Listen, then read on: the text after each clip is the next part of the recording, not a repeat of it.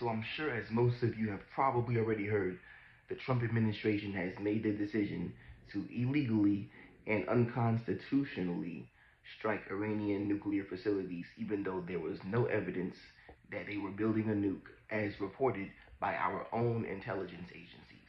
Iran has vowed to retaliate for these attacks, and now it's been confirmed that they have fired a number of missiles towards the U.S. airbase Al Udeid in Qatar.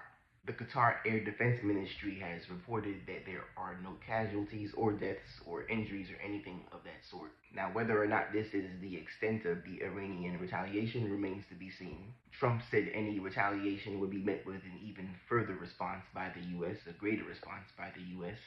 But he's now calling the Iranian retaliation against the US airbase in Qatar very weak. It appears like maybe he's trying to downplay this to ease tensions, but honestly, it appears at this point that it's too late for that. But one thing is for certain, in my opinion, and that is that calls for impeachment against Donald Trump need to get loud. Protests against this need to get loud. There are people and politicians already on both sides of the aisle who strongly oppose the US getting into a war with Iran.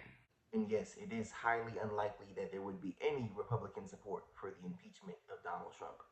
It's still important to put on the public pressure as much as possible through protests, through calls for impeachment, any way you can to oppose this administration, which is making the world a much unsafer place.